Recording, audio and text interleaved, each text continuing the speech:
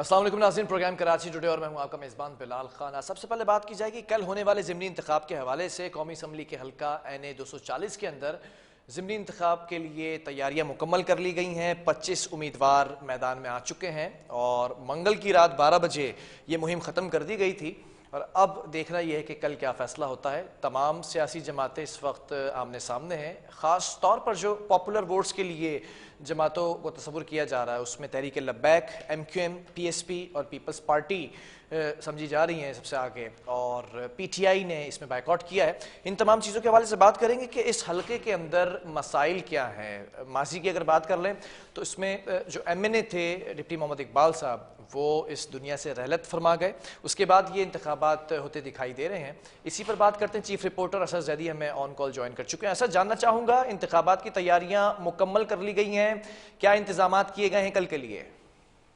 जी बिलाल, इसमें दो प्लान है जो तरतीब दिए गए। एक सबसे पहले तो इंतखाबात का मरला है जो कि डिप्टी इकबाल साहब की रहलत के बाद ये सीट खाली हुई और उसके बाद अनाउंसमेंट की गई कि जिसके ऊपर दोबारा इंतखाबात कराए जाएंगे, जिसका अर्थ जो अब आने वाले इंतखाबात होंगे उस तक होगा, यानी 1.5 साल। ठीक है। ऐसे तकरीबन 1.5 साल के लिए जो भी मुंतखब होंगे वो अपनी जिम्मेदारियां निभाएंगे। इसके साथ साथ इसमें जो पहला मरला है उसके अंदर तो हमने देखा कि तमाम सियासी जमातें जोर आजमाई करती दिखाई दी और तमाम सियासी कायदी जो हैं हर सियासी जमात के, वो हमें दिखाई दिए सड़कों पर और फिर लोगों के घरों तक।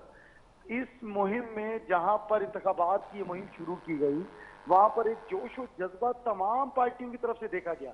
लग ये रहा था कि इस जोर आजमाई में, पंजा आजमाई में, हर जो इंतखाबात में हिस्सा लेने वाला उम्मीदवार है वो दूसरे को जेर करना चाहता है और उसके लिए अपनी प्लानिंग और फिर उसके साथ साथ रोड पे मौजूद रहकर अपना वर्ग दिखा रहा है, लोगों तक पहुंचने की कोशिश कर रहा है। ठीक अब है। फिलहाल इस पहले ही मरले के अंदर जो दूसरी अहम बात है वो ये है कि 5,29,000 वोटर्स हैं यहाँ पर मौजूद इस हल्के में NA 240 में, जिसमें कोरंगी डिस्ट्रिक्ट की 17 यूसियां आती हैं। इसके साथ साथ मैं आपको ये भी बताता चलूं कि उनमें जहां पर 5,29,000 वोटर्स हैं, उसके साथ साथ जो पिछला इलेक्शन जो हुआ उसमें तकरीबन वोटिंग टर्नआउट था 40 से 45% और जीतने वाले उम्मीदवार ने लिए थे 61,000 वोट, ठीक जो है। कि थे डिप्टी मोहम्मद इकबाल मरहूम। इसके बाद फिर जो बाकी सियासी जमातें थी उनके उम्मीदवारों के वोट की तादाद बतदरीज उससे कम थी और फिर इसी तरीके से इलेक्शन मुकम्मल हुआ और फिर वोटिंग टर्नआउट हुआ 40 से 45%। इस दफा उम्मीद ये की जा रही थी कि शायद क्योंकि अभी सियासी माहौल पूरे पाकिस्तान में बहुत गर्म है, तो शायद हो सकता है कि जो है वो यहाँ पे भी उसी तरीके से हमें देखने को मिले वोटिंग अच्छा, टर्नआउट। सिक्योरिटी के हवाले से क्या इंतजाम किए गए हैं? जो डिस्ट्रिक्ट के रिटर्निंग ऑफिसर हैं उन्होंने भी इस बात के हवाले से वजाहत की है कि जो ज़िमनी इंतखाबात में वोटर्स की तादाद है वो 5 लाख से भी ज़ायद है, जिसमें मर्दों की जो तादाद है 2,94,000 के करीब है, जबकि ख़वातीन 2,35,000 ख़वातीन यहाँ पर अपना हक़ राय दही इस्तेमाल कर सकेंगी। और हसास और इंतहाई हसास जिन पोलिंग स्टेशन की निशानदेही की गई है वहां पर सिक्योरिटी फोर्सेस के कितने एहलकार तैनात किए जाएंगे?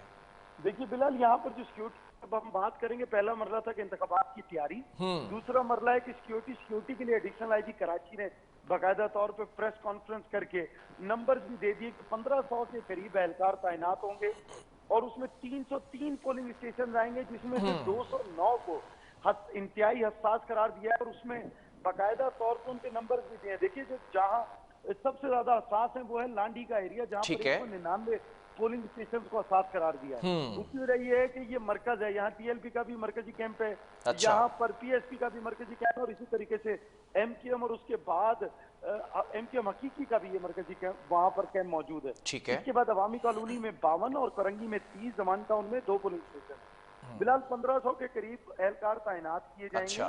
उन एहलकारों को तैनाती के बाद जिम्मेदारी SSP करंगी की होगी कि वो तमाम इंतजाम को देखेंगे सिक्योरिटी के, और उसके साथ 226 के करीब इन 1500 एहलकारों में खवातीन भी शामिल होंगी जो कि पोलिंग बूथ पे अपनी ड्यूटी देंगे। ठीक है। इसके साथ साथ हालात को काबू में रखने के लिए रेंजर्स की सिक्योरिटी भी प्रोवाइड की जाएगी और फिर रेंजर्स भी मौजूद रहेगी जब तक पोलिंग का अमल खत्म नहीं हो जाता और उसके बाद रिजल्ट कंप्लीट नहीं हो जाते। इस सारे अमल के लिए जो पुलिस की तरफ से सिक्योरिटी प्लान दिया गया उसमें एक APC, और 29 पुलिस मोबाइलें होंगी जो कि अपनी ड्यूटी सर अंजाम देंगी। देखिए बिलाल 25 के करीब उम्मीदवार हैं और 25 के 25 उम्मीदवार जाहिर सी बात है कि ग्राउंड में होंगे। क्या क्या इंतजामात हैं सिक्योरिटी के हवाले से, खास तौर पे जो हसास पोलिंग स्टेशन हैं वहां पर सीसीटीवी कैमरे भी नस्ब किए गए? बिलाल सीसीटीवी कैमरे का बिल्कुल कॉन्ट्रैक्ट दिया गया और कॉन्ट्रैक्ट के अंदर बाकायदा तौर पे ये लिखा है कि कल तक ये इंतजाम पोलिंग शुरू होने से पहले खत्म कर दिए जाए। अभी तक सीसीटीवी कैमराज बहुत सारे पोलिंग स्टेशन पर लग चुके हैं, लेकिन अभी भी इनकी इंस्टॉलेशन हो रही है और उम्मीद की जाती है कि जब सुबह पोलिंग का अमल शुरू होगा तो तब तक तमाम पोलिंग स्टेशन पे सीसीटीवी कैमराज नस्ब हो चुके होंगे। ठीक है। इसके साथ साथ बिलाल देखिए कोरंगी जो है इंतहाई अहमियत का हामिल है। उसकी वजह यह है कि जितने भी लोग हैं जो मरकजी जमातें हैं उनका बुनियादी वोटर जो है जिसकी बुनियाद पर वोटिंग होती है और की जाती है, कराची शहर की जो बात की जाती है उसकी इब्तदा भी कोरंगी का एक मरकज समझा जाता है। यहाँ से ही बहुत सारी सियासी जमातों को ये भी उम्मीद थी कि अब क्योंकि फेडरल में उनका आपस में तय हो चुकी है कि सीट एडजस्टमेंट, तो हो सकता है कि कुछ सियासी जमातें नहीं खड़ी होंगी, लेकिन ऐसा नहीं हो सका और फिर पंजाब माई का जो सिलसिला है वो शुरू है। असद, आप अपनी टीम के हमरा कल के रोज भी और आज के रोज भी उस हल्के में रहे, रिपोर्टिंग करते रहे, तमाम चीजों को ऑब्जर्व करते रहे। पॉपुलर वोट्स किस सियासी जमात के ज्यादा नजर आ रहे हैं? बिलाल अगर मैं ये बात करूंगा तो फिर वो ये कहा जाएगा कि किसी एक सियासी जमात। देखिए अभी जो अवाम का मसला है, जिस तरह भी आपने कहा कि मिस्टर इस्माइल साहब ने अभी जो है वो अनाउंस किया है कि फिर पेट्रोल के रेट बढ़ गए, फिर डीजल के रेट बढ़ गए, तो बुनियादी जो मसला है वो है कि जो लोग यहाँ रहते हैं वो इतने ज्यादा पैसों वाले नहीं है। यहाँ कोरंगी के जो लोग हैं वो या तो दरमियाने तबके के हैं, छोटे तबके के हैं, मजदूर तबका है। और उसके बाद वो लोग जो अब ये दावा करते हैं कि जी हम आपकी तनख्वाहें बढ़वा देंगे, आपके घर में पानी आएगा, आपकी बिजली नहीं जाएगी, आपकी गली बारिश के बाद तालाब का मंजर पेश नहीं करेगी, आपका नाला ठीक हो जाएगा। ये वो सियासी वादे हैं जो एक बार फिर किए गए हैं, ये वो सियासी दावे हैं जो एक बार फिर किए गए हैं। इस वक्त अगर हम बात कर लें तो ये पहले मरकजी तौर पे एमकेएम पाकिस्तान का गढ़ रहा है, जिस तरह एमएनए की सीट भी पहले एमकेएम पाकिस्तान की थी और यहाँ पर मौजूद दोनों एमपीए जो है वो एमकेएम पाकिस्तान के थे। ठीक है। लेकिन अभी क्योंकि सियासी सूरत हाल का उतार और चढ़ाव और फिर इस तरीके से फेडरल में हिमायत करना बहुत सारी सियासी जमातों के लिए उसको खुद मुश्किलात खड़ी कर चुका है। लेकिन अब भी दावा किया जाता है कि पहले जो माजी में सियासी जमात थी जिनकी निशिस्त की खाली हुई वो दावा करते हैं कि हम जीत जाएंगे। इसके साथ साथ पीएसपी की तरफ से भी एक बहुत मरकजी लेवल के चूंकि लीडरान जिस तरह मुस्तफा कमाल खुद अनीस कायम खान खुद यहाँ पर पिछले एक महीने से कैंपेन चलाते दिखाई देते हैं। ठीक है। तो उनकी तरफ से भी ये दावा किया जाता है क्योंकि रात को 2-2, 3-3 बजे तक यहाँ कैंपेन चली है, यहाँ पर मरकजी लीडर आकर बैठे हैं और उनका भी ये दावा किया जाता है कि हम कोशिश करेंगे कि ये सीट हम ले जाएं।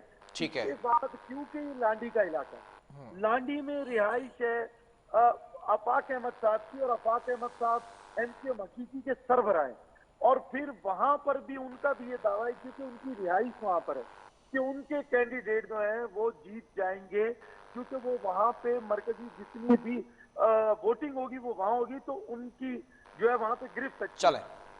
इसी तरीके से टीएलपी का भी दावा था कि वो भी ये दावा कर रहे हैं और वो भी ये कैसे दिखाई दे रहे हैं क्योंकि उनके जो मरकजी लीडर हैं वो कराची तशरीफ में आए और वो भी कोरंगी में उस मुहिम का हिस्सा रहे हैं जो कि इंतखाबात के लिए अभी जारी। चलें ठीक है असद, कल के रोज आप अपनी टीम के हमरा वहां मौजूद होंगे हल्का NA 240 के अंदर। देखना ये है कि क्या होता है। कल अवाम निकलती है, वोट कास्ट करते हैं, 5 लाख से ज़ायद अवाम बताई जा रही है जो कि किराए दे इस्तेमाल कर सकते हैं। असद अदी हमारे साथ मौजूद थे जो ब्रीफ कर रहे थे इन तमाम चीज़ों को। एक वक्फा लेंगे, इसके बाद सियासी जमातों का क्या नैरेटिव है इस ज़िमनी इंतखाब के हवाले से वो भी आप तक पहुँचाएंगे।